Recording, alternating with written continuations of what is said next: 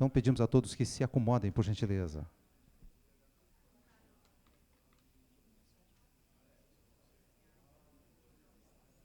Declaramos abertos, então, os trabalhos do painel de encerramento, cujo tema é o novo direito constitucional frente aos desafios da digitalização e das novas tecnologias. Temos a honra de convidar os nossos conferencistas, convidando para que tome lugar à mesa, por favor, o ministro do Supremo Tribunal Federal, o ministro Gilmar Mendes, que será o presidente deste painel de encerramento.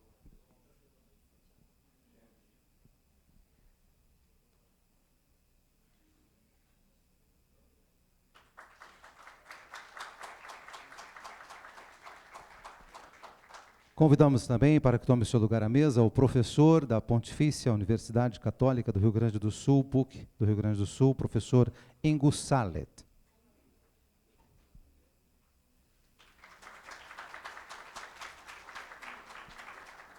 Convidamos igualmente o professor da PUC do Peru, Dr. César Landa, por favor. Convidamos também o professor da PUC do Peru, também Dr. Abraham Siles.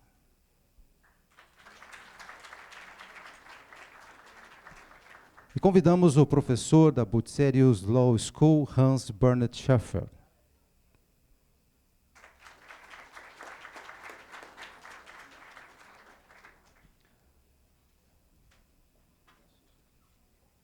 Senhores, por favor, queiram se acomodar. Com a palavra o senhor ministro Gilmar Mendes, que presidirá os trabalhos.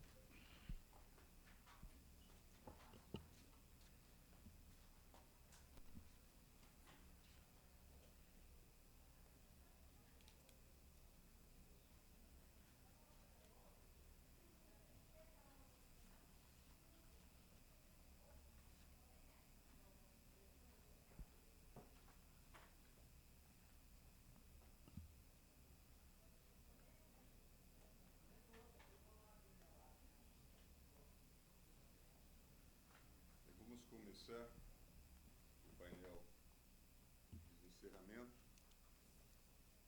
cujo tema geral é o novo direito constitucional frente aos desafios da digitalização e das novas tecnologias, com o pronunciamento do professor Ingo Sallet, nosso amigo do IDP, professor da PUC de Porto Alegre, desembargador no Tribunal Regional, do Tribunal de Justiça do Rio Grande do Sul. Nós assentamos que cada painelista disporá de 20 minutos. Estou com a palavra? Obrigado. Bom, boa tarde a todos. Saúdo o ministro Gilmar Mendes. É sempre uma honra imensa estar participando do evento aqui no IDP, presidido pelo nosso querido ministro Gilmar. Saudar os demais componentes da mesa, professor Schaffer, professor Abraham Siles, professor César Landa. Saudar toda a equipe de professores e de logística, também de coordenação do IDP, nas pessoas da professora Flávia Cartacho, do Paulo Branco, da professora Dalide, né, e saudar os conferencistas que têm participado dessa jornada, na pessoa do professor Carlos Blanco de Moraes, né, que também tivemos a honra de ter estado conosco essa semana, também numa parceria frutífera aqui com o nosso Instituto Brasileiro de Direito Público. Obrigado, eu nem sei usar isso. Isso é uma coisa um pouco contraditória, né? Num seminário sobre Direito e Tecnologia, professor Valério, né? Seminário de Direito e Tecnologia, eu confesso em público que eu não sei usar nem um mísero projetor ou PowerPoint, que dirá sobre outros usos da informática. Eu me considero um autoexilado digital, digamos assim, né? Mas, como nós temos só 20 minutos, e eu preparo aqui um rascunho de roteiro de quase 20 páginas, né? Eu, obviamente, vou ter que fazer alguns cortes. E vou, então, basicamente ao foco do tema, né? E, evidentemente, como todos nós sabemos, e, portanto, não há novidade alguma, e por isso eu posso partir desse pressuposto, as novas tecnologias, o desenvolvimento tecnológico também tem tido impacto inovador no direito. E é nesse sentido, inclusive, que um ilustre colega do professor Schäfer, na Bucerius School of Law, em Hamburgo, o professor Wolfgang Hoffmann-Riem, que já esteve aqui também conosco, uma atividade conjunta, trabalha muito com a ideia de que o próprio direito acaba sendo hoje um elemento importantíssimo na regulação da inovação, mas também tecnologia leva a necessidade de uma inovação no próprio direito, né? E um dos exemplos mais emblemáticos disso é a própria Alemanha, em decisões já muito referenciado do Tribunal Constitucional Federal, quando desenvolveu pela primeira vez no direito comparado o assim chamado direito à autodeterminação informativa, a partir do direito geral de personalidade, e também, por obra do próprio Hoffmann-Riem, no Tribunal Constitucional, o chamado direito à garantia da integridade dos sistemas informacionais, o assim chamado Computer Grundrecht, também pelo Tribunal Constitucional. Também o Stefano Rodotà, conhecido autor nessa seara, nos fala que a evolução hoje que o direito experimenta vai de uma garantia do habeas corpus para a garantia do habeas data, que instrumentaliza esse direito à autodeterminação informativa, que também é uma amostra das nossas lacunas, embora a Constituição brasileira, como sabemos, tenha sido inovadora nessa seara, a criar o Instituto de Habeas Data já em 1988, nós sabemos cada vez mais as limitações desse instituto, como fator de instrumentalização dessa garantia de acesso à informação de proteção de dados, porque ele se dirige apenas contra bancos de dados públicos, né, ou dessa forma considerados equiparados. Portanto, ele hoje é uma garantia importante, mas de alcance limitado, portanto, também se pleiteia aqui de uma reforma do próprio habeas data nesse contexto. Então, evidentemente, nós estamos aqui num limite que tem diversas manifestações, inclusive levando hoje, nesse contexto de era dos extremos que nós estamos vivenciando no Brasil, onde cada vez mais o próprio Judiciário Supremo e o Tribunal Federal estão sendo colocados, inclusive, sob uma pressão imensa, né, onde a suposta e necessária guerra contra o crime organizado e o terrorismo tem levado, muitas vezes, ao uso da tecnologia de uma forma nem sempre juridicamente compatível e constitucionalmente legítima para fins de investigação criminal ou de atos de improbidade. Portanto, esse confronto, né, da segurança, da busca pela segurança e do uso da tecnologia em face da liberdade pessoal, dos direitos de personalidade, é cada vez mais premente, inclusive nos últimos tempos aqui no Brasil. Mas, como nós temos pouco tempo, o meu recorte é o direito ao esquecimento, né, que é, obviamente, um dos temas da moda nos últimos anos e que, no Brasil, tem sido objeto, no meu sentir, já adianto isso, de uma banalização. Assim como outros princípios e direitos, né, têm sido objeto de uma banalização evidente, o direito ao esquecimento hoje, né, está praticamente em todas as searas. Nos últimos anos, quase não há domínio onde não se comece a utilizar, não se esteja utilizando o rótulo direito ao esquecimento como se fosse quase uma heresia não utilizá-lo, porque nós estaríamos situados fora de um contexto de modernidade. Se usa ali em matéria penal, proteção do consumidor, né? Em todas as searas está se utilizando esse novo nome, né, para uma coisa antiga, que é o assim chamado direito ao esquecimento. Aqui eu gostaria de fazer referência a um professor já jubilado, também alemão, o professor Erhard Denninger, que tem um texto antigo também já sobre os direitos, novos direitos na era tecnológica, onde ele praticamente diz que se trata de direitos antigos com roupa nova.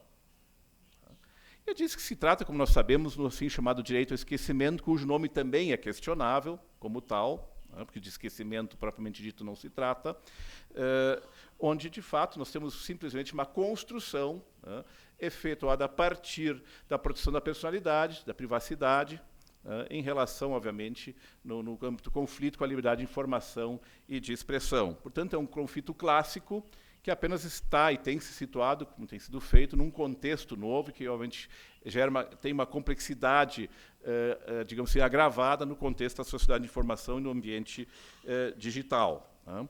E é claro que também esse conflito, que não é novo em si, mas que tem essa dimensão nova, essa roupagem nova, ele também, evidentemente, tem que ser contextualizado a partir das tradições do sistema jurídico, de como tem lidado com o conflito de liberdade de expressão, informação e os próprios direitos de personalidade. Tá? E no Brasil, no meu sentir, desculpe, ministro Gilmar, se eu estiver dizendo aqui alguma heresia, pelo menos é a minha impressão, né, não me parece que esse conflito possa ser, essa forma de resolver esse conflito possa ser associado ainda a uma tradição definida. Né. Me parece que no Supremo nós temos alguns amigos evidentes do modelo americano, né, da preferência, da posição preferencial da liberdade de expressão na arquitetura constitucional. Né, isso é claro, o ministro Carlos Brito, agora ex-ministro, né, o ministro Barroso, alguns que em vários votos têm manifestado isso claramente, sua posição em defesa dessa preferência à liberdade de expressão, mas também nos votos de diversos ministros supremos fica claro, né, que essa posição não é em si preferencial e que não se pode escurar também de um equilíbrio, de uma ponderação adequada, quando se trata realmente de colocar em xeque os direitos mais, digamos assim, próximos da garantia da dignidade da pessoa humana e da personalidade. Então, não me parece que a gente possa dizer que haja uma tradição definida no Brasil em favor de uma ou de outra posição. Pelo contrário, a Constituição Federal, no meu sentido, não estabelece, pelo menos a prioristicamente, uma garantia, uma posição preferencial da liberdade de expressão. E é por isso também que a solução dada ao chamado direito ao esquecimento em cada contexto muda. Né? Na Europa, a solução, obviamente, foi completamente diferente daquela que jamais seria adotada no sistema anglo-saxão americano, onde poucas vozes, mas pouquíssimas vozes, ousaram dizer que a solução do Tribunal Europeu, né, estivesse adequada. Eric Posner talvez tenha sido um dos poucos, um dos únicos, né, se não o único americano, a ter dito que a posição do Tribunal Europeu estava adequada ao contexto e à tradição europeia. Né? O problema aqui, se é verdade o brocado antigo de que nada mais antigo que o jornal de ontem, que os jornais de ontem, né, também é verdade que na internet dificilmente alguém pode ser esquecido, né, que a internet dificilmente, digamos entre aspas, esquece. Né. No Brasil, como nós sabemos, como em geral, no direito comparado não há uma previsão específica de um direito assim chamado ao esquecimento. Né. Nós tivemos o enunciado 531 da 6ª Jornada de Direito Civil do Conselho da Justiça Federal. Né. Esse enunciado diz que o direito ao esquecimento é uma decorrência da dignidade da pessoa humana e que ela inclui, portanto, essa dimensão de direito ao esquecimento. E no Marco Civil da Internet temos algumas referências não diretas, né, mas das quais uma interpretação sistemática, junto com a Constituição, se pode extrair, digamos assim, um assim chamado direito ao esquecimento. Esses dispositivos eu não vou citar agora, em função do tempo que me foi atribuído, até porque nós temos 4 painelistas. Né. O que eu gostaria de tematizar, então, agora, rapidamente, eu já fiz isso, é como a jurisprudência brasileira, né, tem se posicionado nesse sentido, com alguns casos que já são conhecidos, especialmente quando se faz referência para a compreensão interna desse direito a precedentes alienígenas. Né? E aí nós não podemos esquecer o caso alemão Leber, que é de todos conhecido, ou né, alegadamente conhecido, que é um caso onde jamais falou de direito ao esquecimento, onde a proposta gostaria de dizer que o direito ao esquecimento, como tal, como esse rótulo foi usado pela primeira vez na França, nos anos 1960. Então, essa é a origem, pelo menos, do termo que se conhece de direito ao esquecimento, França, e não Alemanha, nem Estados Unidos, enfim. Né? E esse caso Leber, que foi utilizado por nossa jurisprudência, especialmente do STJ, como parâmetro, ele nem sempre leva às conclusões que a nossa jurisdição brasileira tem reconhecido. É isso que eu gostaria de frisar aqui, em linhas gerais. Né? Nesse caso Leber, nós sabemos que numa primeira rodada, depois desses assassinatos em Leber, em 1970, esses cidadãos foram condenados, autores de assassinato, e um deles, na fase que estava para obter um livramento condicional, ele acabou, então, impugnando a realização de um documentário televisivo que registrava e reconstruía, então, os fatos, e ele, na época, inclusive, no Tribunal Constitucional Federal, logrou êxito nessa impugnação, porque, nas condições concretas, o tribunal reconheceu que havia, sim, uma grave violação dos seus direitos de personalidade, especialmente da sua possibilidade de real ressocialização. Portanto, foi um contexto muito determinado. Aqui também estou simplificando, evidentemente, a decisão. Né? O fato é que não se tem utilizado, e deveria se utilizar, como parâmetro, a história completa. É que, normalmente, a história da importação é incompleta, se utiliza partes do direito comparado, em nome de aqueles que interessam. Né? Se esqueceu o caso Lebar II. Né? Caso Lebar II, que foi julgado em 1999 pelo Tribunal Constitucional Federal, onde aconteceu o contrário. Né? Um dos acusados, condenado, né? Em face de um novo documentário que estava sendo assim, preparado por um canal de televisão alemão, né? Resolveu pedir na justiça, em primeira instância, evidentemente, que fosse proibida a divulgação desse documentário. E teve êxito. E, nesse caso, foi a pessoa jurídica, canal de televisão, que recorreu ao Tribunal Constitucional Federal, que deferiu o pleito da pessoa jurídica e disse que não havia aqui, nesse caso, né, razões suficientes para impedir a divulgação desse programa, desse documentário. Porque ele disse que o caso Lebar I, né, não garantia um direito subjetivo a que nunca mais, né, o autor de um fato criminoso fosse confrontado com a opinião pública. Né, e que isso apenas podia ser definido em casos específicos, onde, naquela situação específica, se realmente se verificasse um dano grave, né, à personalidade, em uma das suas dimensões, naquela situação concreta. Mas é que este caso Lebar II, que não é tão conhecido, mas é extremamente importante, né, na formação do entendimento do Tribunal Constitucional Alemão sobre essa matéria, não tem sido referido. Tá? Isso, no meu sentir, é problemático em função de algumas conclusões nossas. E, é claro, eu teria outros casos para citar, vamos direto aos casos brasileiros, para fazer essa comparação. No caso Candelária, nós sabemos que foi um dos réus absolvidos no processo criminal, nessa chacina da Candelária, que, sendo referido num programa televisivo da Rede Globo, num documentário, como envolvido na chacina, acabou logrando uma indenização confirmada pelo STJ, em 2013, nós sabemos, em função da aplicação do chamado direito ao esquecimento, e inclusive com referência a este caso Lebar e a outros. O problema é que a comparação aqui, no meu sentir, é ilegítima, porque no caso Lebar I se tratava do condenado, que estava em vias de obter o livramento condicional, havia uma situação concreta, né, que, pelo menos para os que são favoráveis à decisão, permitiria que aqui, nessa situação concreta, já que houve anterior divulgação do delito, houve acesso à informação sobre o delito, aqui havia, sim, um gravame que deveria ser compensado momentaneamente para ele poder ter esse direito garantido de ressocialização, é totalmente diferente. O cidadão que foi absolvido, essa absolvição era referida no documentário, ou seja, não havia uma distorção dos fatos, né? Portanto, uma situação completamente distinta para se criar um precedente que sequer cabe aqui.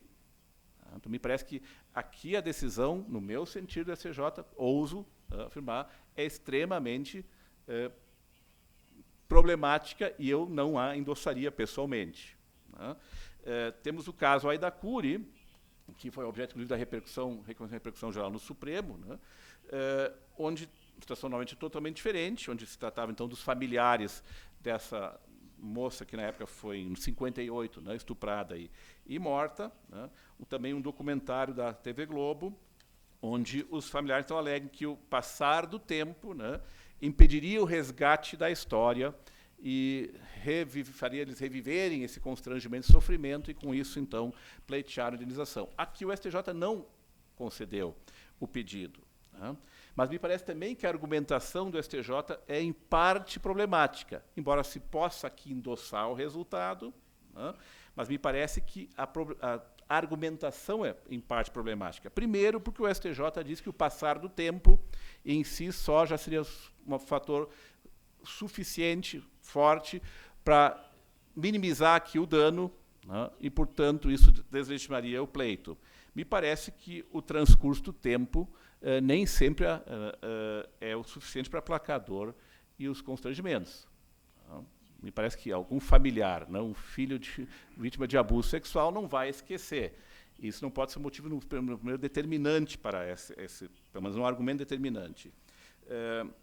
E em segundo, né, realmente aqui corretamente, a reportagem não teria se atido tanto aos nomes, e sempre esse nome foi conhecido, o caso foi conhecido por esse nome. Então, me parece que a decisão aqui foi correta, mas, ao final, diz o tribunal, o STJ, que, embora haja aqui um direito ao esquecimento, não é indenizável. Ora, se há o direito ao esquecimento, né, então houve a violação. Se houve a violação, a consequência teria que ser indenização. Quer dizer, é dar por um lado e negar pelo outro. Né? Então, me parece que aqui há uma contradição. No meu sentido modesto de entender, há uma contradição intrínseca também a este julgado, embora o resultado final, no meu sentido, seja aqui correto. Né? E é claro que não são casos envolvendo aqui a internet diretamente, são casos que envolvem o direito ao esquecimento, que é muito mais amplo, né, que o domínio digital. No domínio digital, o novo é justamente, né, a rapidez com as informações, a dificuldade de fazer algo ser esquecido, né, e até mesmo o controle disto. Né, falta de efetividade desse controle. Né. E é claro, nós temos então a decisão assim, emblemática, com isso já vou encaminhando o final, do caso Google, que todos também sabem, né, contra Mário Gonzalez versus Google, na Europa, onde o Tribunal Europeu Tribunal de Justiça Europeu, reconheceu um direito ao esquecimento e o direito, portanto, de se ver retirados os mecanismos de busca, essa referência ao Mário Gonzalez, que nunca foi tão lembrado depois disso, né? Virou um popstar depois disso. Né? Eu também talvez queira ter um caso desses para ser talvez lido no mundo inteiro, talvez até na Europa compre daí meus livros quando tiver um caso de jeito de esquecimento, mas, de qualquer sorte, aqui o tribunal reconheceu, com base em alguns critérios, que a informação não era relevante, não era de interesse público, né? Que havia um elemento prejudicial à vida dele privada, pessoal, e que, portanto, no conserto desses dados haveria, sim, como reconhecer esse direito de retirada, não apagamento em si, né, na página geral, mas direito de retirada dos mecanismos de busca. Me parece que o mais importante desse caso, o que também, se não me falha a memória, também foi incorporado à nova da diretiva europeia, né, é de que o Google, antes de reconhecer um direito de reconhecimento, foi tido como, sim, responsável, né, aqui por processamento, estou falando que o termo genérico, né, de dados, no sentido de se aplicasse aqui a diretiva europeia então vigente. Que uma das alegações era, né, além da questão da competência, né, da Justiça Europeia, era de que o Google não estaria fazendo aqui um processamento de dados sobre o qual incidisse a proteção de dados nos termos da diretiva europeia. Isso foi reconhecido, como já tinha sido reconhecido também uma decisão, no caso da Christina Wulff, esposa do ex-presidente alemão, né, de que o Google não faz apenas não é mero intermediário, mas sim faz aqui, com seus algoritmos, um processamento de dados, ele hierarquiza as informações e, portanto, tem um papel ativo que faz incidir essa proteção nesse contexto. Aqui, novamente, eu quero comparar, e com isso eu termino, com o caso brasileiro da Xuxa. Né? Xuxa todo mundo conhece, né? E a Xuxa, lembro, né? A Xuxa processou o Google, pedindo justamente a retirada dos mecanismos de busca da referência ao seu nome, a qualquer informação indesejada e maliciosa, né? Especialmente em função de um filme onde ela juvenil, né? Mais bonita do que ela ainda é hoje, né? Mantinha relações sexuais com um adolescente, né? E, claro, como ela começou a trabalhar com os baixinhos, com as crianças, né? Isso passou a não ser muito bom para a sua reputação. A informação era verídica, né? Não se tratava de informação verídica e maliciosa, como era no caso da Christina Wulff, né? E aqui o STJ, naquela quadra, de forma totalmente contrária, novamente, à justiça comparada, disse que o Google era mero intermediário. E que deveria se voltar contra o provedor, enfim, contra aquele que originalmente havia postado aquela informação, justamente na linha oposta ao que veio a decidir o Tribunal Europeu.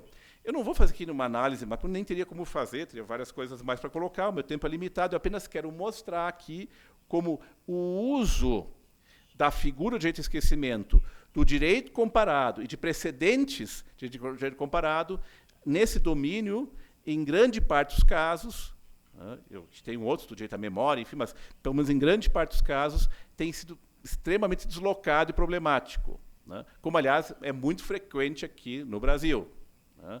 o uso de aspectos parciais e nem sempre refletidos do direito comparado e até mesmo de algumas incoerências, no meu sentir, intrínsecas à decisão. Então, me parece que nós temos que avançar aqui em se manter no reconhecimento do direito do conhecimento com relação a isso, com relação à consistência dos critérios, a construção de critérios mais fortes e, especialmente, como pleito final, de que o direito ao esquecimento não seja banalizado e, quando aplicado, seja de forma excepcional, porque é extremamente problemático dizer que a informação é ou não é de interesse público. É problemático dizer que o período de reabilitação criminal, por si só, impeça a divulgação de uma matéria. Só a pessoa reabilitar. Então, podemos lembrar que Adolf Hitler, né, ou algum criminoso de guerra, né, uma vez reabilitar criminalmente, se pudesse ser possível, e é possível em alguns casos, não possa mais ter suas informações divulgadas para aquele processo. Então, me parece que esse uso de critérios, interesse público da relevância pública da informação, né, reabilitação criminal como bloqueio, prescrição criminal como bloqueio total à informação. Né, me parece que são critérios problemáticos, eventualmente só poderiam se utilizar de forma cumulativa, também demonstrando graves violações da personalidade e em caráter excepcional. Isso não tem nada a ver, no meu sentir, de afirmar aqui uma prevalência da liberdade de expressão. Isso por si só não indica isso. Indica sim, nós temos que ter graves prejuízos à personalidade, o contexto também tem que ser levado em conta e, especialmente, né, não podemos banalizar esse direito, porque pela sua banalização nós novamente relevamos realmente não só distorções, mas também a sua fragilização, como, aliás, é comum em caso de outros princípios. Com isso eu encerro, peço desculpas se eu passei algum minuto de tempo, mas não vi a plaquinha, portanto, acho que estou em condições de terminar honrosamente. Muito obrigado pela paciência.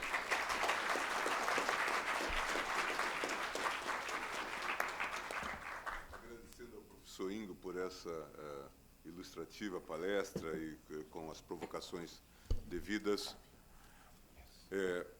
Em relação à própria jurisprudência, o debate que nós estamos tendo, e os senhores tiveram, inclusive, na sessão passada, de ontem, debates sobre o tema. Acho que esteve aqui o ministro Felipe Salomão, que tem falado sobre essas questões. Importante que haja termos aí de comparação. Sem mais delongas, passamos agora a palavra ao colega peruano, nosso amigo já de tantos anos e já esteve aqui conosco várias vezes, professor César Landa. Muy buenas tardes. Mis primeras palabras son para excusarme de expresarme en español, que es mi lengua materna, pero no por ello dejar de dar un saludo especial al ministro Gilmar Méndez, con quien, como ha referido, conocemos ya hace muchos años, más de una década, casi dos, ¿no? Y también al profesor Sheffal, profesor Sarlet y profesor Siles, que me acompaña. Y quisiera agradecer la invitación del Instituto Brasilero de Derecho Público en la persona del ministro Gilmar Méndez, haciéndole precisamente entrega de algunos trabajos que en los últimos años hemos venido trabajando sobre autonomía procesal, la justicia y la ética constitucional, ¿no? La democracia, la concentración de los medios en el Perú, o entre el derecho y la política en el Tribunal Constitucional, ¿no? El derecho de los pueblos indígenas en el Perú y el derecho administrativo, regulación de servicios públicos de la revista Derecho que dirige el doctor Siles, ¿no? Así que queda en muy buenas manos. Y sin más preámbulo, voy a hacer una presentación del derecho al Internet, porque nos encontramos en una era digital en el cual en el Perú de 30 millones de habitantes, 15 millones utiliza el Facebook, ¿no? Y otros tantos a través de sus celulares, con lo cual hay una visa expansiva, como ocurre en muchos países de América Latina, en torno al uso de estas nuevas tecnologías que nos permite una interconectividad que replantee el modelo de organización social, económica y cultural de los ciudadanos, pero también con el Estado, ¿no? De ahí que ante esta realidad es necesario plantear que hay una suerte de una convergencia entre lo que son las tecnologías de la informática, los equipos software y los hardware, con lo que es también las tecnologías digitales, ¿no? Y de la telecomunicación, generando esta fusión, transformaciones que hacen que el Internet se convierta en un instrumento no únicamente de apropiación o creación privada, sino, como ya se viene planteando, como un bien de dominio público. Y un bien de dominio público es tal cuando alcanza progresivamente ser una necesidad compartida por todos los ciudadanos para poder ejercer sus derechos fundamentales. Por eso es que hoy las nuevas generaciones son nativos digitales, nacen precisamente a través del conociendo y haciendo uso del Internet, o de pronto las generaciones mayores están en una etapa de un analfabetismo digital. Y por eso creo yo que es importante ubicar el Internet en el marco de los derechos fundamentales, porque es la forma de organización que tenemos jurídicamente en nuestro Estado democrático, ¿no? Desde esa perspectiva, creo que es importante señalar que el Internet entonces no solamente se viene a constituir progresivamente en un derecho fundamental, porque es una necesidad vital para vivir en sociedad, ¿no?, en los ámbitos diversos, sino también es una garantía institucional, porque el Internet nos acerca y nos permite potencializar no solamente el derecho a la libertad de expresión e información, sino a la educación, el derecho también en torno a la seguridad, en torno a la gobernanza económica, en torno a las economías cooperativas, es decir, en diferentes facetas de la vida humana el Internet está presente. Y por eso creo yo que, sin perjuicio que la Constitución peruana tenga artículos que nos llevan a interpretar a partir de la libertad de información y de expresión, o el acceso a la información pública, o también el derecho a la autodeterminación informativa, con respeto a la privacidad, a la intimidad, es que el Internet podemos decir que tiene un contenido esencial, ¿no? Como todo derecho fundamental, les planteo que existe elementos de acceso al Internet, por un lado, como para poder gozar de los derechos, como también aspectos de libertad que iremos viendo, de seguridad, de privacidad y de límites al control de la vigilancia electrónica. Sobre la libertad del Internet, podríamos decir que el Internet tiene una naturaleza multidireccional e interactiva por la velocidad y el alcance y relativo bajo costo que tiene el Internet. Debe ser diseñado de manera abierta y descentralizada. Es cierto que hay que evitar los abusos, ¿no?, que pueda generar en el acceso al Internet. Por eso se habla concretamente del principio de neutralidad, ¿no?, que supone que uno tiene que elegir la forma libre de poder utilizar programas y software y no estar, digamos, atado a ciertas programaciones de empresas que buscan más bien colocar sus productos limitando el acceso de otras fuentes de comunicación digital, ¿no? Y además el Internet debe ser un acceso público, ¿no? No solamente de quien tenga, aunque sea un bajo costo, la posibilidad de pagarlo, sino también el Estado brindar, ¿no?, a lo mejor en las escuelas, en las plazas públicas, en los espacios públicos, o en los sectores incluso más marginados, hablar de la llamada inclusión digital, en el ámbito rural o en el ámbito de la tercera edad, ¿no? De modo tal de que es importante que el Estado, en su modelo de Estado social, constitucional, tenga también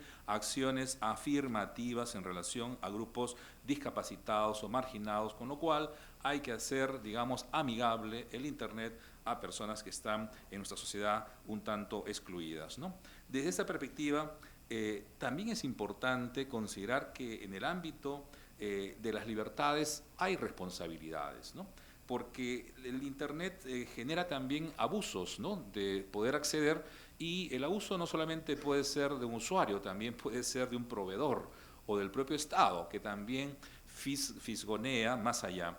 Por eso creo yo que, como todo derecho y toda libertad puede tener límites, estos límites deben estar previstos en la ley legítimamente, con una finalidad constitucional, aplicarle principios de necesidad, de idoneidad y proporcionalidad y garantías judiciales de control, asegurando el respeto a un juicio justo o el debido proceso, ¿no? Entonces, el Estado es el garante del interés general, y en el acceso al Internet debería también asegurar, en lo que corresponda, directa o a través de las empresas, ciertos filtros, bloqueos o suspensión de portales, direcciones IP o enlaces o datos cuando obviamente sea utilizado con fines ilícitos, ¿no? O de pronto haya un abuso del derecho que afecte, por ejemplo, a la niñez, ¿no? En ese sentido, es importante que se vea también el Internet como un derecho del usuario y del consumidor, que tiene potestades de reclamar a quien oferte en el mercado este tipo de bienes y servicios, y de esa forma también garantizar y evitar el monopolio o la concentración de quienes prestan el hardware y el software, limitando la libertad de acceso, ¿no? Otro elemento importante es la seguridad, ¿no? Porque hay tanta libertad, pero también puede existir problemas de seguridad de toda la información que se registra en esta data y que pueda ser transferida o incluso robada, ¿no? En ese sentido, la ciberseguridad requiere de infraestructura y de redes que provean el servicio de Internet con cautela, ¿no? Con claves de acceso, evitar el ingreso de hackers y de crackers, ¿no? Entonces hay que delimitar el alcance de la ciberseguridad. En esto puede haber una interpretación amplia y una interpretación estrecha. La interpretación amplia estaría entonces protegiendo cualquier esfera de la integridad de las redes e infraestructura, pero porque podría afectar la confidencialidad o la integridad de la información de los cibernautas, pero una concepción estrecha estaría orientada a la protección sobre todo del derecho a la privacidad, el derecho a la intimidad y al honor, ¿no? Esta segunda alternativa es que han planteado muchos autores a efectos de que el control no vaya a ser tan amplio que genere desincentivos o afectaciones al tráfico de ideas o de críticas, inclusive, ¿no? Sobre texto de una interpretación amplia. Cada país definirá estos extremos. En relación a la privacidad del Internet, yo diría que la privacidad no es incompatible con la libertad de información o de expresión, pero supone dos políticas muy claras. Una, la protección de los datos personales y segundo, el discurso anónimo. La protección de datos personales, nuestros países, por lo menos la mayoría, lo tiene protegido a través del derecho a la autodeterminación informativa, que es, digamos, tutelada procesalmente a través del habeas data. Pero en cuanto al anonimato, esto es importante porque permite también al ciudadano no solamente acceder a información y difundir información, sino también la crítica, que en las redes sociales es muy importante, como ha ocurrido en el proceso de la primavera de árabe en el norte de África, o en mi país se han traído leyes abajo sobre las leyes laborales que atentaban derechos de los jóvenes trabajadores, jóvenes estudiantes, como la ley Pulpín o la repartija, ¿no? El nombramiento gubernamental digitalizado de jueces constitucionales y de defensor del pueblo, etcétera, sin criterios, digamos, de transparencia en su designación. Pero ojo, el anonimato no debe proteger cualquier información, porque la propaganda oculta en torno a la guerra, la apología del odio racial o sexual o el genocidio debe ser limitada y controlada, y por eso habría legitimidad de la autoridad competente para develar la identidad del emisor y tomar las medidas administrativas y, si no, judiciales, si fuera el caso, ¿no? De ahí que los registros informáticos de las entidades públicas y privadas es una garantía de seguridad jurídica, pero conforme a un principio de proporcionalidad. De otro lado, también el control de la vigilancia electrónica. En esta era de amenaza de terrorismo y de narcotráfico que utiliza los medios de las nuevas tecnologías, obviamente, o la trata de personas, ha llevado a los estados a establecer estándares de prevención, ¿no? El año 2001 se aprueba el Convenio contra la Ciberdelincuencia, el Acuerdo de Budapest, y a partir de ahí se establecen ciertos criterios de colaboración internacional, ya que el Internet, como bien saben, trasciende las fronteras nacionales. Sin embargo, también hay que apuntar que esa vigilancia electrónica, que siendo legítima en los casos que corresponda, es necesaria, no puede encubrir malas prácticas que a lo mejor en nuestra región o en el Perú se han aplicado como bajo el concepto de seguridad nacional. Es decir, ese concepto de seguridad nacional que en la época de las dictaduras militares que hemos tenido en el Perú han generado una manipulación, no puede ser el argumento para poder encubrir tareas de lucha, claro, contra la delincuencia, sino bajo criterios democráticos. Entonces hay que establecer nuevos estándares de protección, tanto de la seguridad ciudadana como también de los derechos, en lo estrictamente necesario, mediante mecanismos de control para evitar que haya interceptaciones y almacenamiento de datos y comunicaciones privadas solamente, claro, cuando constituya grave peligro para los ciudadanos y la sociedad. De otro lado, vemos cómo a veces el Estado, en las denuncias que ha hecho Edward Snowden, en los programas Echelon o PRISM, ¿no?, de vigilancia ilegal gubernamental de los Estados Unidos, ponen en evidencia los excesos de la autoridad, ¿no? O también Julian Assange con los Wikileaks, ¿no? Y el Consorcio Internacional de la Investigación Periodística, que también cuelga en su página web los papeles de Panamá y los de Bahamas, obviamente contribuyen develando el mal uso que se hace o el ocultamiento que se hace a través de estas redes de acciones no solamente públicas, sino también a veces de empresas privadas o personajes privados, ¿no? Con lo cual creo que democratiza el Internet cuando hay una aplicación y hay un control de la vigilancia electrónica, ¿no? Siempre con límites. Ahora bien, yo quisiera comentar algunos casos que en el Perú tenemos una autoridad de protección de datos personales en base a una ley que no es muy antigua, sino del 2011, que protege los datos personales y crea una autoridad de protección de datos personales y que ha emitido jurisprudencia, ¿no?, en la materia administrativa. Brevemente, un primer caso es el de una clínica de salud, San Felipe, que tiene obviamente un registro informático de sus pacientes, que son sus clientes, pero las personas que quieren conocer los servicios que brinda, de una forma no clara, la empresa invita a que se haga un registro, pero no de manera explícita. Y en ese sentido, ese registro de datos personales no tiene el consentimiento del titular, porque el consentimiento del titular tiene que ser expreso, dice la Ley de Protección de Datos Personales. Cuando uno hace un contrato con una clínica, establece, digamos, el tratamiento médico y también la información que suscribe. Sin embargo, en este caso, de acuerdo con la ley, había en la página web una sección no paciente, sino contáctanos, ¿no? De modo tal que fue quejada porque tenía un registro de base de datos de personas que no eran sus clientes propiamente dicho, sino visitantes, con la misma información de los clientes, y esta entonces empresa de salud privada fue sancionada por no asegurar el consentimiento que debe obtenerse de manera libre, previa, expresa e inequívoca e informada para figurar en esa base de datos, y estableció una multa en lo equivalente a $6.000, ¿no? En otro caso, una empresa concretamente de central privada de información de riesgos, que da información de crédito sobre personas, su estado crediticio, también fue multada porque en la campaña electoral del año 2014 la información económica que tenía esta empresa la ofrecía gratuitamente de los candidatos a las alcaldías y los ayuntamientos o prefecturas, como dicen acá, de que en el Perú son cientos y no miles, ¿no?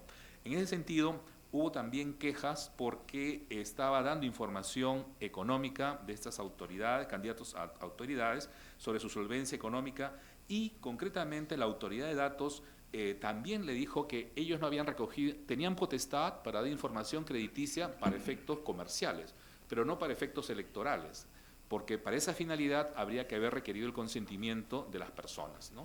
Y que no porque estuviera esa información de los candidatos en páginas públicas de los organismos electorales, ellos podían darle un destino que además era publicitar, ¿no?, su compañía para ganar más. O sea que hubo un escrutinio estricto de la parte de la autoridad, en este caso de protección de datos personales, ¿no? En otro caso del diario El Comercio, que es el diario más grande del Perú como el Globo, se presentó también un cuestionamiento porque publicó unos audios en su página web de un blog, ¿no?, en el cual se había registrado un diálogo entre el expresidente Toledo y un ministro de Estado que ya había dejado de ser ministro, y eran conversaciones de alguna forma comprometedoras, de modo tal que este exministro solicitó al diario El Comercio que retirara de su página web esta conversación privada, dicho sea de paso, que había sido subida al Internet, porque afectaba su intimidad, el honor y la buena reputación. Y además que él ya no era político, decía. Se había retirado de la vida política. Esto ocurrió, la publicación en el año 2014 y la conversación fue el 2011. Entonces, la Autoridad Autónoma de Datos evaluó la importancia que conlleva mantener o no de manera permanente los datos personales contenidos en noticias cuya relevancia informativa de personajes públicos son importantes para la ciudadanía. Y en ese sentido consideró que si bien el comercio de manera unilateral había retirado ya la información, ¿no?, consideró la autoridad de que ciertamente que es un personaje público y que por un principio de transparencia debía entonces considerarse que debería estar informada la población sobre ello, ¿no? Claro, aquí el derecho al olvido es un tema de debate. Ciertamente que el derecho al olvido, creo yo, como en todo derecho, requerirá también un ejercicio de razonabilidad y proporcionalidad, pero sobre todo teniendo en cuenta que nuestra clase política, me refiero al Perú, que ha medrado de los cargos públicos, parece razonable que la presunción sea más bien el de la publicidad y la excepción, en todo caso, sea el del olvido digital, ¿no? Finalmente, yo diría que hay otros casos, pero me gustaría comentar el caso Google también del Perú, porque es una resolución que se ha dictado el año pasado, a finales, ya que tenemos Google Perú y tenemos también Google Search, ¿no?, con sede en California. Entonces, la publicación que salía de un personaje no público sobre un proceso penal, que cada vez que se registraba el nombre salía este juicio, pero juicio que además ya había sido archivado, ¿no? Por sobreseimiento judicial, no figuraba que estaba sobreseído, o sea, él figuraba siempre que estaba procesado penalmente. Requirió a Google Perú para retirar esta información, pero Google dijo que el servidor de base estaba en California, que ahí haga la queja, ¿no? Entonces esta persona fue a la Autoridad de Protección de Datos Personales, que también requirió a la Google Perú, pero esta igual dijo demande en California porque es ahí donde está la sede y el domicilio judicial de la otra empresa. La autoridad dijo, bueno, aquí es una empresa, digamos, un complejo empresarial. Google Search, Google Perú son una unidad.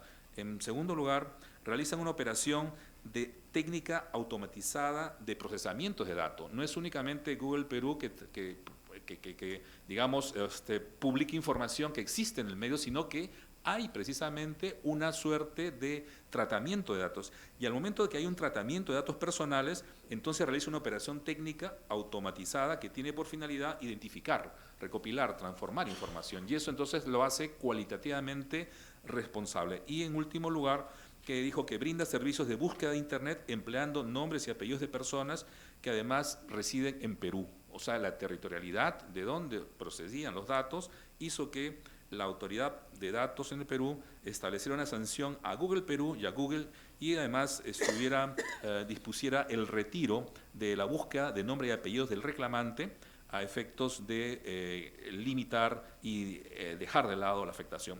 Creo yo que esto pone en tensión el derecho a los usuarios y las empresas prestadoras, ¿no?, de servicios, pero finalmente el principio de proporcionalidad es el que nos puede ayudar a resolver estos conflictos.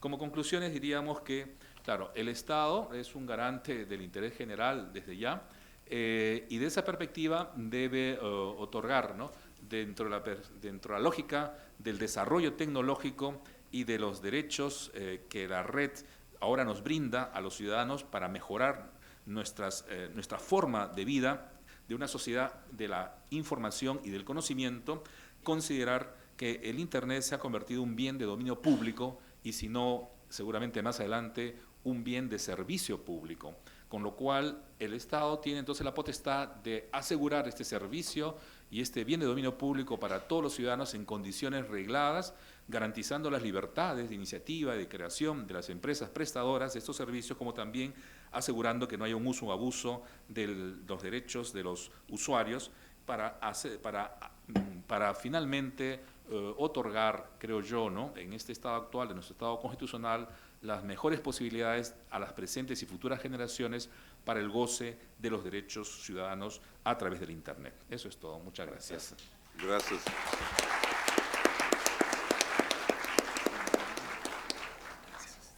Obrigado. Graças, professor César Landa, por essa esclarecedora exposição, trazendo a experiência e a visão do constitucionalismo peruano. E, sem mais delongas, nós passamos a palavra a Abraham Siles, professor doutor da PUC, da Pontifícia Universidade Católica do Perú. Muy buenas tardes, muchas gracias. También debo comenzar como mi colega y maestro, el profesor César Landa, agradeciendo al Instituto Brasiliense de Direito Público por esta invitación que me permite compartir con ustedes algunas ideas, algunas reflexiones y además con un panel tan ilustre. Debo excusarme también por hablar en castellano, es mi lengua materna. Trataré de modular la voz lentamente y con énfasis para facilitar la comprensión. Mi presentación tiene por título Vigilancia Estatal de las Comunicaciones Electrónicas y Limitación de los Derechos Fundamentales, el caso peruano. Y quiero primero presentar algunas ideas generales, luego algunas características de lo que son, los derechos fundamentales al secreto de las comunicaciones, ¿no? Y a la libertad informática. Luego, algunas garantías o presupuestos constitucionales para una injerencia legítima en estas libertades. Enseguida, un comentario muy breve de algunos casos de jurisprudencia resueltos por el Tribunal Constitucional peruano. Y por último, presentar una legislación reciente que está vigente en el Perú desde el año pasado sobre geolocalización de datos. Bueno, en cuanto a lo primero, quisiera destacar la importancia, desde luego, del uso de las nuevas tecnologías de la información y las comunicaciones en el Estado constitucional contemporáneo. Esta es una idea muy conocida, pero quiero poner un énfasis en que la expansión de las libertades comunicativas individuales supone un cambio, ¿no? Porque, la configuración inicial de las libertades informáticas en el Estado constitucional ha supuesto, en realidad, una protección frente a un uso abusivo de bases de datos, como seguramente todos saben, ¿no? Esto es básicamente una libertad negativa enfocada en la protección de la privacidad o en el derecho a que no se difundan informaciones reservadas, ¿no? O incluso hablando en un sentido positivo, ha supuesto este concepto original, ¿no?, un derecho a controlar datos relativos a la persona que están contenidos en bases de datos, ¿no?, a través de la habeas data, por ejemplo, ¿no? O sea, sigue siendo todavía, me parece, una exigencia pasiva, ¿no?, como derecho de autonomía individual, una defensa frente al poder informático, ¿no? Pero creo que ahora ha habido una transformación, ¿no? Y por eso autores como Frosini hablan más bien de un derecho activo de participación del ciudadano en el circuito de la información, ¿no? Es decir, ya no tanto libertades negativas de defensa, ¿no?, sino derecho activo de participación, ¿no?, un ejercicio de la libertad de expresión.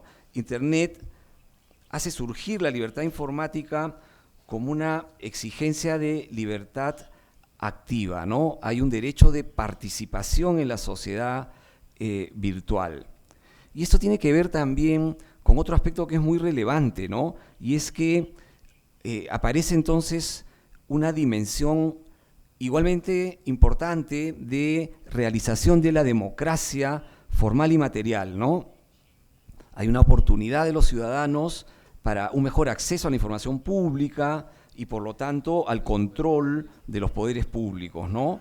Se crean nuevos lugares políticos, ¿no? El ciberespacio es un espacio de democracia participativa más avanzada.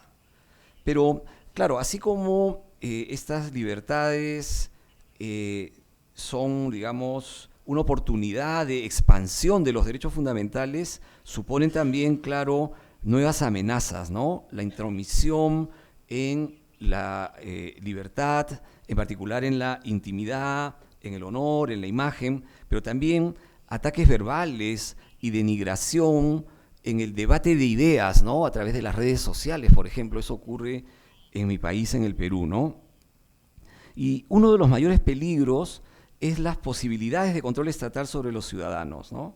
En el Perú, por ejemplo, hay una amplia protección que proporciona el artículo 2, inciso 10 de la Constitución, el cual, además, por el concepto de bloque de constitucionalidad que todos conocen, ¿no?, se articula con el derecho internacional de los derechos humanos, y en particular en nuestra región con el artículo 11 de la Convención Americana de Derechos Humanos, ¿no? Entonces hay esta protección bastante completa, amplia, ¿no? Sin embargo, en los últimos años, y de un tiempo a esta parte, no es esto un fenómeno reciente, sino más bien continuo, permanente, lo que hemos tenido es diversos ataques, injerencias, persecuciones, vigilancia estatal, ¿no? Durante la década de los 90 en el Perú, durante el gobierno autoritario y corrupto del expresidente Alberto Fujimori, hubo espionaje e intervención de las telecomunicaciones de opositores políticos, ¿no? El Parlamento peruano favoreció esto, ¿no?, y las instituciones del sistema de justicia no ejercieron su rol de vigilancia y control, ¿no? Más recientemente, durante los gobiernos del expresidente Alan García y del expresidente Humala, han habido también revelaciones de audios o videos, ¿no?, que se han dado a conocer ingiriendo sobre la esfera de la privacidad o sobre la reserva de las comunicaciones, y eso ha provocado la caída de gabinetes ministeriales, ¿no? Bajo el mandato del presidente Humala, en fecha reciente, ¿no?, la ex primera ministra Ana Jara tuvo que renunciar al cargo, fue censurada, ¿no?, por el Parlamento, ya que se comprobó que la Dirección Nacional de Inteligencia hacía seguimiento y vigilancia electrónica de opositores políticos. Entonces, ese es el panorama, esa es la situación, ¿no? Ahora bien, más puntualmente, ¿qué regula la Constitución peruana? La Constitución peruana no solo hace un reconocimiento genérico del derecho a la intimidad personal y familiar, en el artículo 2, inciso 7, sino que específicamente consagra el derecho al secreto y la inviolabilidad de las comunicaciones de las personas. Es decir, consagra esta libertad y confidencialidad de las comunicaciones privadas, proscribiendo cualquier medida de intercepción o cualquier violación de estas libertades, ¿no? Y señala dos exigencias muy importantes, ¿no? Una, que puede efectivamente hacerse vigilancia de las telecomunicaciones, pero siempre que preceda, es decir, que sea una acción previa, que preceda un mandato motivado del juez, y que además se respeten las garantías que ha de prever la ley. Es más, la Constitución estipula también que si se viola este precepto, la información obtenida carece de efectos legales, ¿no? Bueno, el Tribunal Constitucional peruano denomina esto garantía de judicialidad, ¿no? Como dice el profesor San Martín Castro, el juez constitucional en este caso no es que tenga la última palabra, ¿no?, sino que tiene la primera palabra, ¿no? Si él no autoriza, entonces la intervención en las telecomunicaciones es inconstitucional.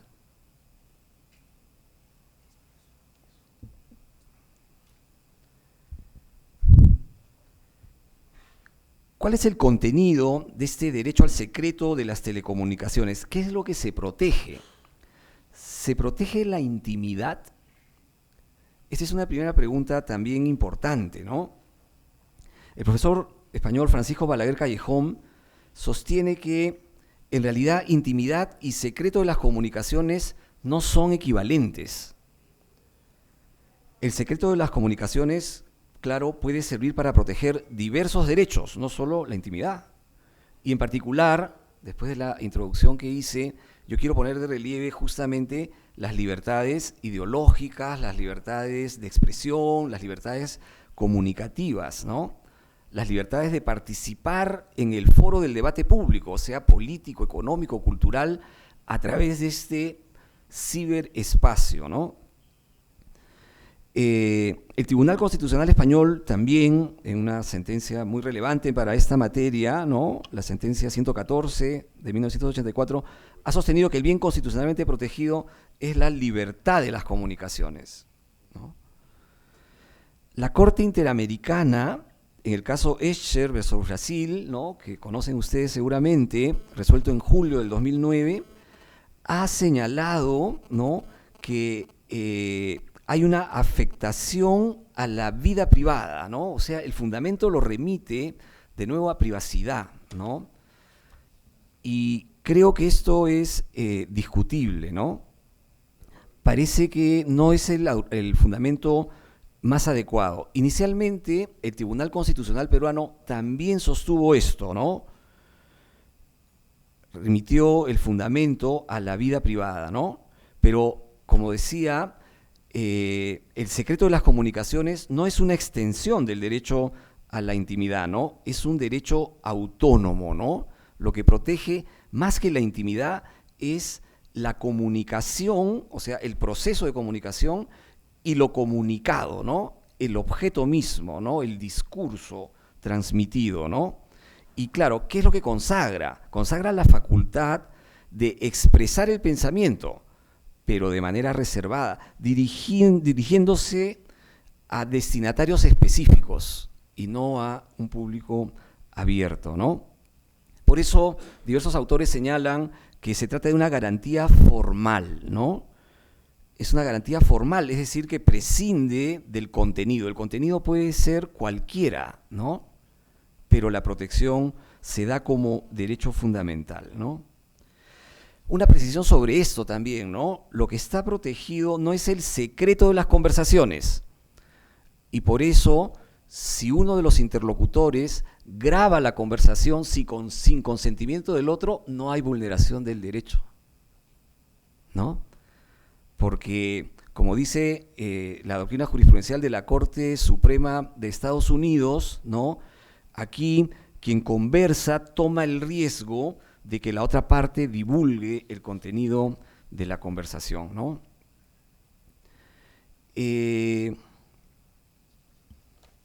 Voy a avanzar un poco más porque el tiempo es escaso y quisiera mencionar los presupuestos constitucionales de la injerencia legítima, ¿no?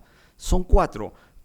Quizás me detendré básicamente en 2, ¿no? El primero es este que ya mencioné, que podríamos denominar reserva jurisdiccional absoluta, ¿no? Es decir, tiene que haber autorización de un órgano jurisdiccional. Hay un monopolio de la judicatura respecto de la autorización. Y ese órgano jurisdiccional, desde luego, ha de ser un órgano independiente, ¿no? Y tiene que actuar en el curso de un proceso judicial, tiene que ser una actuación procesal, ¿no? Ya he dicho, insistiré, que la intervención judicial ha de ser previa, ¿no? No cabe, por lo tanto, podríamos derivar, ¿no?, una convalidación jurisdiccional posterior. La actuación del juez tiene que ser anterior para que sea conforme con la Constitución. El segundo presupuesto es que haya una resolución judicial, la cual tiene que ser motivada, ¿no? No solo la decisión de adoptar esta medida restrictiva de derecho fundamental, ¿no?, intervenir en las comunicaciones, sino incluso la prórroga, ¿no? Hay que expresar razones y esas razones tienen que ser específicas, ¿no? Se usa aquí la noción de probabilidad o causa probable, ¿no?, tomada de la jurisprudencia estadounidense nuevamente, ¿no? En tercer lugar, tiene que haber proporcionalidad, ¿no?, comenzando porque haya una norma habilitante, ¿no?, una ley asequible, precisa, que determine el alcance y las modalidades del ejercicio de este poder, y desde luego también usando el test de proporcionalidad. No me detendré en esto, que es bastante conocido. Sí mencionaré más bien que una exigencia es que no debe concurrir otro secreto de naturaleza material, por ejemplo, como el secreto profesional. Es decir, no sería lícito, por ejemplo, intervenir el teléfono del abogado, del sospechoso o del sujeto a investigación, ¿no?, salvo que el abogado también esté sujeto a la misma investigación, ¿no? Por último, en este acápite de proporcionalidad hay que mencionar también la cuestión del plazo. El plazo tiene que ser también limitado. El cuarto presupuesto es lo que la doctrina llama especialidad, es decir, la necesidad de especificar los indicios, ¿no? Tiene que haber una indagación preparatoria en curso, un hecho concreto, una persona concreta, ¿no? No se requiere una identificación exhaustiva, detallada, ¿no? Pero sí elementos específicos. ¿Qué ha dicho la jurisprudencia del Tribunal Constitucional peruano, ¿no? Comentaré muy brevemente 3 casos que pueden ser de interés. El primero es un caso que tiene que ver con relaciones laborales, ¿no?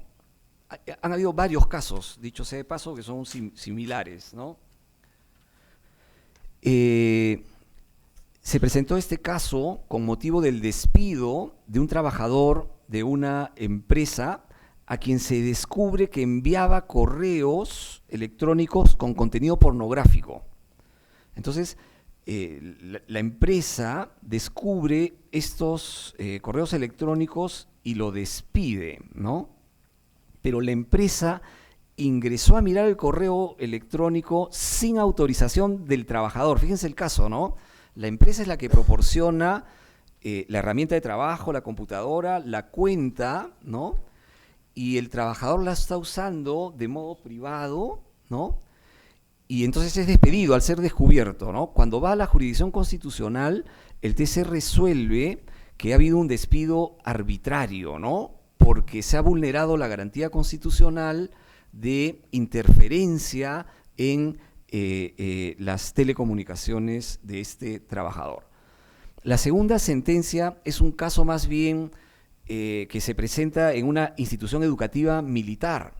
Aquí ocurrió algo muy singular, ¿no? Y es que una cadete, una estudiante, ¿no? Para el ejército, ¿no? Tenía amoríos con con un compañero, ¿no? Y esto está prohibido en Perú, claro, de esto podríamos discutir su constitucionalidad evidentemente, ¿no? Pero esto es así, ¿no? Y entonces se le inició un procedimiento disciplinario porque se le encontró un celular, y eso está prohibido tener un celular dentro de la institución educativa militar. Y el capitán que retuvo el celular vio que ingresaba un mensaje y entonces lo leyó, y en ese mensaje encontró que habían estos amoríos y estas relaciones sexuales entre estos dos cadetes, ¿no? Y entonces la cadete también fue expulsada de la institución. Llegó a la jurisdicción constitucional y de nuevo el TC lo que dijo es que no se puede, ¿no es cierto?, fundar esta medida de exclusión de los estudios de la señorita en un acto que supuso una interferencia inconstitucional de las telecomunicaciones. Y el último caso es el caso conocido como Petroaudios, que es un caso de corrupción en Perú, ¿no? Donde el TC más bien tuvo una actuación muy discutible, ¿no? Porque una persona a quien se le conocieron ciertas acciones discutibles que parecían vincularlo con actos de corrupción, ¿no?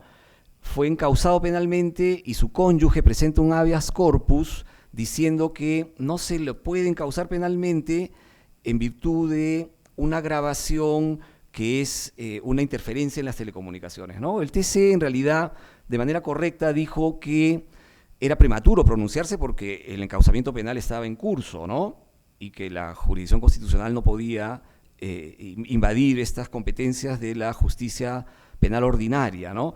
Pero añadió algo que sí es muy cuestionable, ¿no? Y es que dijo que los medios de prensa no pueden divulgar mensajes obtenidos de grabaciones que son una invasión de la privacidad o una interferencia en las comunicaciones de las personas, ¿no? Y esto parecía entonces, pues, envolver un caso de censura encubierta, ¿no? Termino con el último punto, que es esta nueva legislación peruana sobre geolocalización que se aprobó en julio del año pasado. En julio del año pasado, tras medidas legislativas otorgadas por el Congreso al Ejecutivo, se ha aprobado este decreto legislativo que regula el uso de los datos derivados de las telecomunicaciones para identificar y geolocalizar equipos de comunicación con vistas a tener un mejor control de la delincuencia y el crimen organizado. Esto es para combatir, para garantizar mejor la seguridad ciudadana, ¿no? Desde luego, la idea es justificada, todos deseamos tener más seguridad, pero el problema aquí son dos.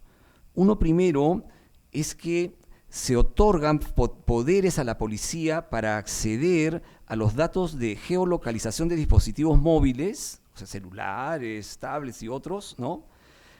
Sin orden judicial y estableciendo más bien una convalidación judicial después de que ha intervenido la policía, ha informado al fiscal, al juez, y ya se hizo una intervención sobre las telecomunicaciones de las personas. Y en segundo lugar, hay un problema porque esta legislación establece la obligación del almacenamiento de los datos de las telecomunicaciones, ¿no? Es decir, obliga a las empresas de telecomunicaciones a crear y conservar bases de datos gigantescas, ¿no? Con información del tráfico de la comunicación, ¿no? Y la metadata de la comunicación, no con acceso al contenido del mensaje, ¿no? Pero como ha dicho la Corte Interamericana, en el mismo caso Escher y otros tribunales constitucionales, esto también es parte de lo que protege el secreto de las comunicaciones, porque revela información muy relevante. Por ejemplo, permitiría identificar a los interlocutores de la comunicación, permitiría identificar dónde estaba, ¿no?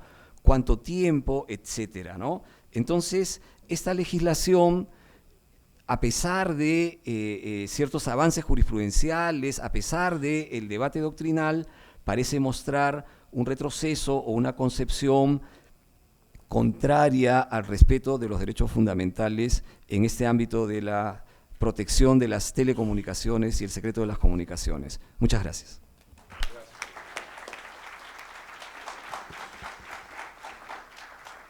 Muito obrigado, professor Abraham Siles, por essa rica exposição, também nos trazendo fatos, casos da experiência peruana e revelando soluções que tenham sido adotadas naquele país. Passo em seguida a palavra ao professor Hans-Bernd Schäfer, professor da Bucerius Law School, da Alemanha, que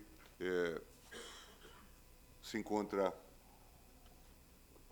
em Brasília, e nós o convidamos para que participasse deste evento, nos dando a oportunidade de ouvi-lo sobre um tema tão rico como a questão do direito constitucional frente aos desafios da digitalização e das novas tecnologias.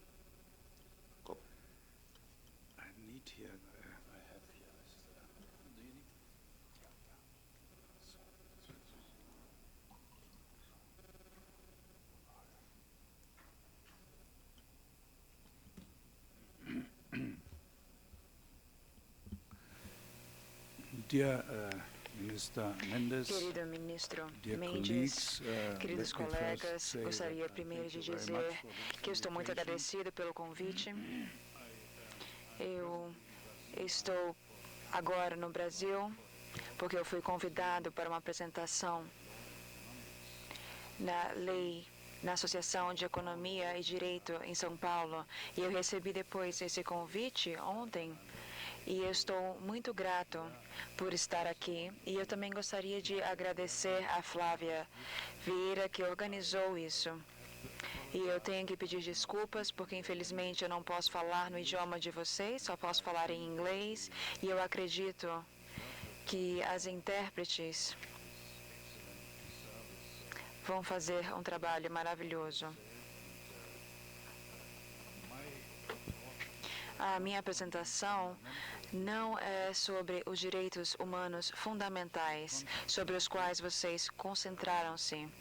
Minha apresentação é mais sobre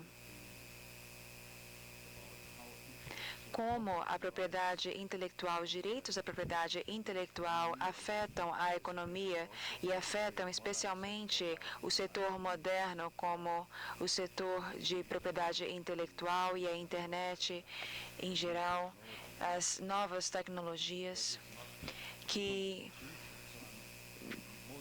eu não estou falando de Constituição, eu estou falando basicamente de direitos subconstitucionais. E eu quero fazer isso de uma perspectiva econômica, que é algumas vezes um pouco diferente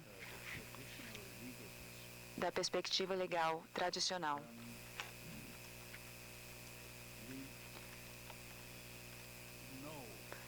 Agora que a propriedade intelectual e os direitos da propriedade intelectual, por exemplo, os direitos à patente ou os direitos de cópia, têm um papel muito importante na economia, e nós podemos ver isso melhor ainda quando nós olhamos para momentos nos quais esses direitos de propriedade intelectual e direito de patentes não existiam. E eu vou dar para vocês apenas alguns exemplos disso. Um dos mais famosos compositores na França foi o Jean-Philippe Rameau. E nós sabemos que ele produziu 22 óperas, das quais 20 foram perdidas. Nós não sabemos onde elas estão. Nós sabemos que ele produziu essas óperas, mas as notas estão perdidas. E na época, os direitos de propriedade intelectual, como por exemplo os direitos à cópia, não existiam, e consequentemente as notas eram dadas aos músicos e depois dos ensaios elas eram coletadas novamente e eram trancadas em algum lugar. Tudo era mantido como segredo porque não era protegido. E então, depois dessas óperas não serem mais utilizadas, elas simplesmente foram perdidas. Então, este tesouro está para sempre perdido, porque nós não tínhamos nenhum direito de propriedade intelectual na época. Um outro exemplo do que acontece se nós não tivermos patentes é o violino Stradivarius. Vocês devem saber que até hoje, mais de 250 anos depois da morte do Stradivarius, o melhor violino do mundo ainda é o Stradivarius, porque tem algumas propriedades, por exemplo, consegue carregar, manter o mesmo tom. O tom é pianíssimo, todo mundo consegue ouvi-lo muito bem. E nós não sabemos, com todas as nossas tecnologias, como o Stradivarius conseguiu fazer isso. E ele produziu milhares de instrumentos como esse. E ele manteve isso como um segredo. E quando a família morreu, a família toda morreu, esse segredo foi perdido. E nós não sabemos como produzir um violino com a mesma qualidade do Stradivarius. Se nós tivéssemos uma lei de patente, na época, as pessoas teriam, claro, que entrar com um pedido de patente, mostrar a tecnologia que foi utilizada, e assim nós saberíamos como poderíamos produzir um Stradivarius. E não custaria $2 milhões. Talvez custasse apenas $200 para ter um violino desse. Um terceiro exemplo, mostrado aqui no próximo slide, é o aparecimento da propriedade intelectual, que não aconteceu através de economistas, aconteceu através da ideia, e a ideia de que se alguém produz alguma coisa, se alguém tem uma ideia, se alguém tem propriedade sobre essa ideia, ele se torna o proprietário deste conceito. Isso era algo bastante prominente no século XVIII, especialmente o John Locke, o Immanuel Kant produziram essas ideias de como a propriedade passa a existir. Agora, isso esta visão sobre propriedade foi algo que influenciou muito nessa época, influenciou a Revolução Francesa, e na França, a Constituição Francesa concedeu os direitos de propriedade intelectual como um direito constitucional, dizendo que é um direito natural do inventor ou do inovador. Se nós seguirmos essa visão de que o inovador tem a propriedade, os direitos de propriedade, porque ele produziu isso, então as consequências imediatas disso é que os direitos de propriedade devem ser o mais densos possíveis. E essa é uma visão que prevalece até mesmo no século XX. Em Munique, por exemplo, eu sou da Alemanha, e nós tínhamos um instituto sobre direitos de propriedade intelectual, e tudo isso foi baseado na visão que nós temos um inovador e que nós devemos proteger este inovador, porque é seu direito natural ter esse direito sobre a propriedade. E agora os economistas olham para este problema de um diferente ponto de vista. Não é totalmente diferente, mas pode ser totalmente diferente. Os economistas, especialmente advogados economistas, mas existem vários outros que olham para a propriedade em geral e a propriedade intelectual sob o que nós chamamos de perspectiva consequencial. Eles perguntam o que quer dizer se nós concedermos o direito de propriedade ou uma patente ou um direito de propriedade na internet, por exemplo. Qual é o efeito sobre a sociedade? Qual é o efeito sobre a economia? Isso incentiva, por exemplo, a produção de um conhecimento mais valioso na sociedade? Isso aumenta a nossa disputa no desenvolvimento econômico. Essa é uma diferença muito importante. As posições do Kant e a posição do Locke não olham para as circunstâncias. Eles dizem que você tem o direito sobre a propriedade porque você produziu isso, você fez isso. Aqui, a visão econômica é consequencialista. Eles se perguntam em que eles vão basear o direito de propriedade intelectual. Isso vai depender das consequências. E quais são essas consequências? Se você disser que todo mundo que inventa alguma coisa deve receber direitos de propriedade por isso, então você facilmente pode ver que isso não está alinhado com o que nós observamos.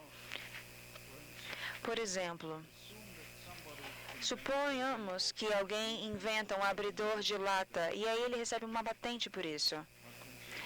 Nós podemos dizer que isso é justo.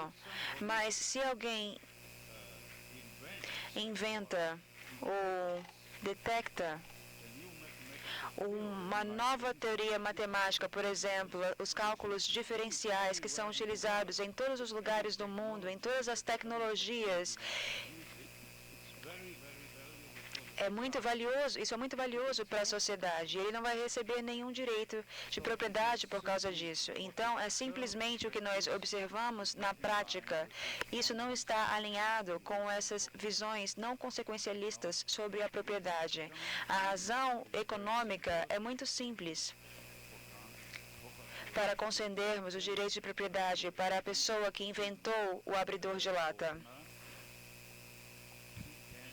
ele pode observar quando os seus direitos de propriedade são violados, enquanto o inventor da patente para, vamos dizer assim, uma teoria matemática nova, que está tão espalhada que nós podemos controlar, então não funciona, não tem como nós aplicarmos as regras, assim como o grande economista Eros falou. E dessa forma, nós não concedemos patentes para isso. E nós dizemos que isso deve ser produzido, essas ideias básicas devem ser produzidas com dinheiro de impostos. E aí, imediatamente, elas estarão no domínio do público. Um outro problema, que é um problema bastante atual, é a chamada tragédia dos anticomuns. Essa palavra anticomuns é baseada num artigo muito famoso de 15 anos pelo Heller, da Escola de Direito de Yale. Então, suponhamos que uma invenção não está sozinha. E, geralmente, especialmente na internet, elas não estão sozinhas. Então, um inovador que quer inovar alguma coisa é confrontado com muitas outras pessoas que também talvez tenham uma patente ou direitos. E se ele quiser fazer algo, vamos dizer, por exemplo, na internet, talvez tenham 20, 30 ou milhões de pessoas que têm patentes e cada um deles tem uma posição de veto para bloqueá-lo. Vou dar para vocês um exemplo muito simples. Na internet, no YouTube, por exemplo, existem muitas pessoas que fazem vídeos. Então, eles pegam a música que talvez não esteja no domínio público, eles pegam fotos, eles pegam textos e assim por diante, eles criam algo novo e eles vendem isso ou dão isso para seus amigos. E vamos supor que todo mundo que tem um texto na internet, que tem uma foto, que tem uma imagem ou que tem uma música na internet, todo mundo tem esse direito de propriedade. Então, essas novas combinações, elas não podem ser feitas. E as combinações de tantas direitos de propriedades protegidos pode levar a não a mais inovações, mas a menos inovações. Isso agora nós sabemos que isso não é apenas uma teoria, mas pode ser mostrado na prática. Existe um novo estudo da Emanuela Carbonara, da Universidade de Polônia, que tenta descobrir como a densidade da proteção de patentes, como isso afeta novos estabelecimentos, a base de novas firmas e novos estabelecimentos. E ela mostra que, principalmente no setor de propriedade intelectual, numa análise transversal, onde ela analisou mais de 100 países, que quanto maior a proteção dos direitos de cópia, menor o número de novas firmas estabelecidas. Então, existe alguma evidência que se nós pressionarmos muito para esses direitos de cópia na internet, nós teremos menos desenvolvimento econômico como consequência dessa tragédia dos anticomuns, como nós gostamos de chamar isso. Eu vou dar para vocês um outro exemplo, que é o segundo exemplo, na verdade, e nós temos que ver que se nós compararmos os Estados Unidos e como eles tratam esse problema em comparação com a Europa, em comparação com a Alemanha, nós podemos aprender muito com os Estados Unidos. Eu gostaria de dizer, apesar de eu ser alemão, do que da Alemanha ou da União Europeia. Por exemplo, suponhamos que você tem um mapa de uma cidade ou mapa de um país, por exemplo, do Brasil, que foi produzido pelo governo. Um mapa bastante detalhado. E tem alguém que tem uma ideia de negócio e ele quer utilizar este mapa e marcar todos os hotéis do país. Então, você pode fazer o download desse mapa e clicar em todos os hotéis com todas as informações e assim por diante.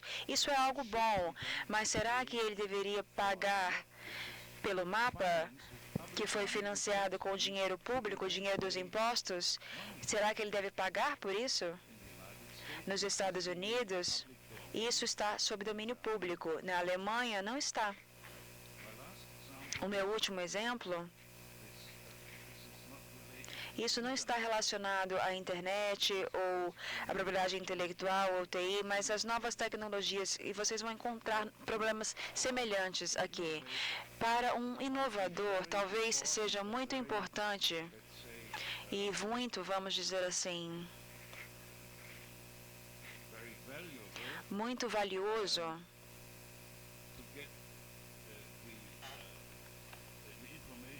obter a informação sobre a sequência de DNA, por exemplo. Vamos falar que a sequência de DNA de um rato, que então será utilizado para objetivos médicos, como pesquisa, por exemplo. E a questão aqui é, vamos dizer que nós temos uma sequência de DNA bastante longa e não é discutível se alguém descodificar essa sequência, ele vai receber a patente por essa descodificação. Agora, vamos supor que nós temos essa grande sequência e alguém conseguiu descodificar apenas uma pequena parte dessa sequência, vamos dizer apenas 1% ou 2% dessa sequência como um todo. Será que ele também deveria receber uma patente por esses 2%? Então, no final das contas, nós temos 100 pessoas com patentes e essas patentes significam que nós teremos também pessoas que têm direito ao veto, porque o inovador vai querer a sequência como um todo. Então, é interessante que os Estados Unidos e a Suprema Corte dos Estados Unidos negou uma patente para isso, enquanto o Tribunal da União Europeia concedeu essa patente. Agora, eu tenho que chegar à parte final da minha apresentação.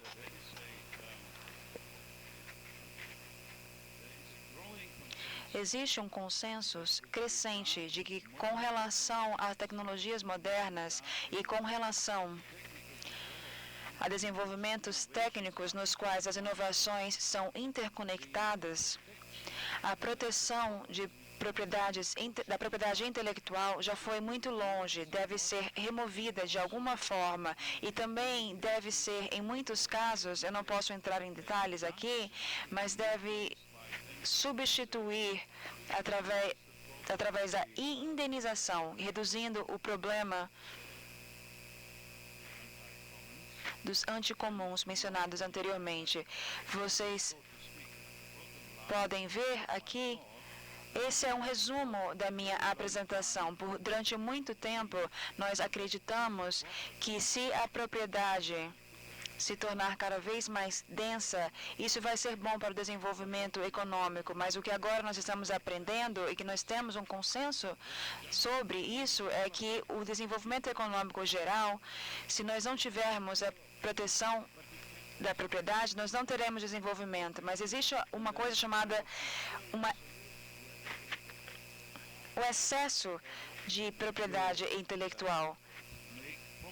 Se nós tornarmos a propriedade mais densa, isso vai se beneficiar a sociedade, mas se nós tivermos uma densidade em excesso, nós teremos consequências negativas para a sociedade. E essa é a minha última declaração. Eu acho muito bom que a Constituição brasileira, por um lado, proteja a propriedade intelectual e a propriedade privada, mas também diz, e esse é um argumento consequencialista, que deve haver uma função beneficiária, uma função social que está alinhada com o pensamento econômico. Muito obrigado.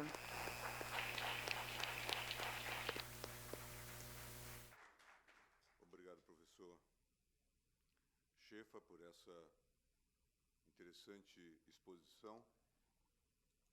Nós agradecemos também a sua disposição de atender a esse convite que foi propiciado pelo convite que tinha sido feito pela Associação de Law and Economics e a participação no evento com a professora Flávia Vera. Tivemos, como vimos, um painel bastante interessante, com abordagens diferentes a partir da instigante e provocativa colocação do professor Ingo Sarlet, e os senhores tiveram, acredito, múltiplas visões do fenômeno, tal como já tinha ocorrido em outros painéis.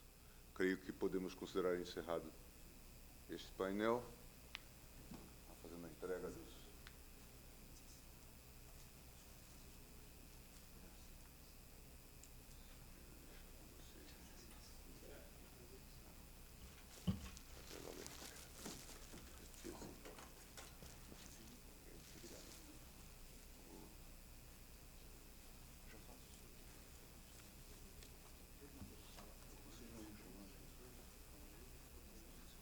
ok.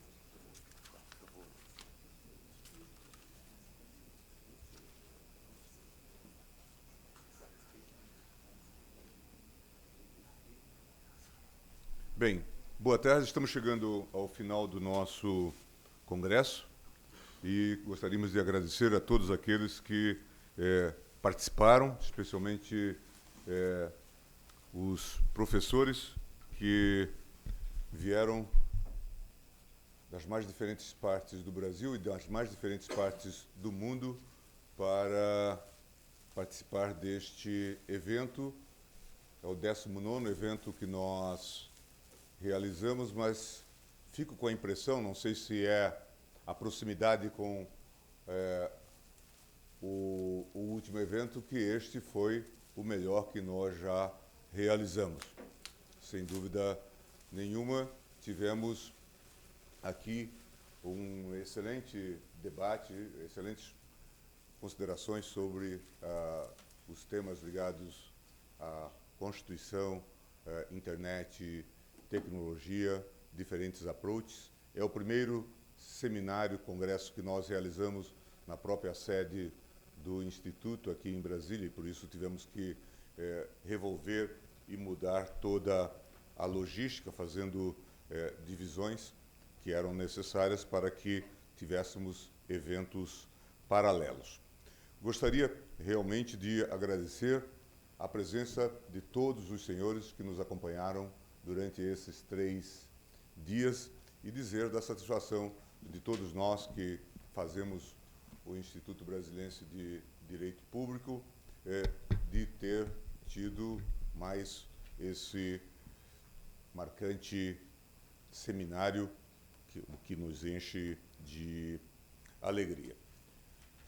Nós estamos encerrando este evento e também gostaria de destacar as atividades acadêmicas que temos realizado neste ano e dizer que o Congresso permitiu que nós trouxéssemos, encerrássemos ou trouxéssemos à lume algumas obras importantes. Vamos destacar, desde logo, esse trabalho que já foi lançado, Fragmentos Constitucionais, Constitucionalismo Social na Globalização, do professor Gunther Teubner, que nós lançamos já com grande sucesso na série IDP Saraiva. Também de uma pesquisa conjunta nossa com o Centro de Investigação de Direito Público da Universidade de Lisboa, da Faculdade de Direito da Universidade de Lisboa, lançamos, e agora estaremos, inclusive, celebrando os autógrafos, Mutações Constitucionais, com a participação de autores portugueses, brasileiros, italianos e espanhóis. Um trabalho conjunto do Ingo e meu, nós trouxemos ao Brasil o professor Schmidt Asman, e ele nos autorizou a publicar a tradução do seu livro Dogmática Jurídico-Administrativa na nossa série IDP Saraiva, linha Direito Comparado, também está sendo publicada agora.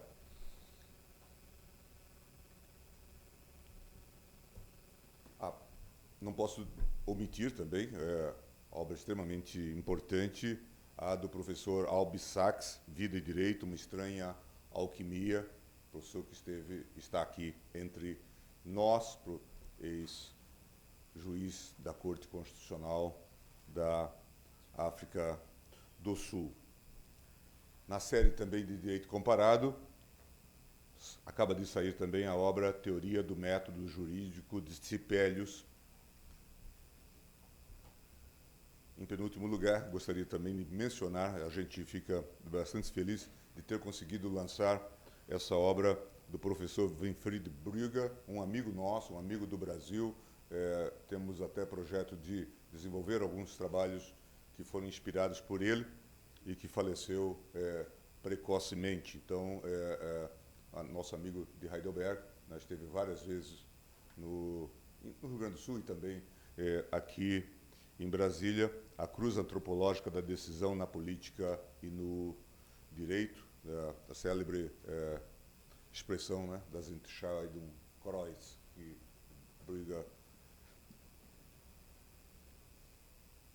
crismou e batizou. Também um pequeno texto importante do professor, nosso amigo Peter Hebele, textos clássicos da vida das Constituições. Em suma, são já 100 títulos, praticamente, que nós temos na série IDP Saraiva, o que talvez nos distinga como uma das instituições, se não a instituição que mais se destaca por obras dessa qualidade no Brasil. Gostaríamos de agradecer a colaboração de todos. Esse trabalho só pôde ser realizado graças a essa maravilhosa equipe do IDP, liderada pela professora Dalide, pela professora Fátima, por todos os colegas que compõem o Instituto, que dedicaram aí meses à preparação deste complexo evento. Agradecer a todos que participaram e que abrilhantaram esse evento e dizer que nos vejamos em 2017, por esse período, outubro e novembro, realizando já o 20º Congresso de Direito Constitucional, que está se tornando algo mais amplo, não é, do que propriamente o direito constitucional, um congresso internacional com uma abordagem mais ampla. E acho que ter tido como keynote speaker o professor Teubner, de certa forma, deu a essa uma abrangência que ia para além, pelo menos, do constitucionalismo estrito, ou pelo menos para pensar um constitucionalismo de feição global. Muito obrigado a todos.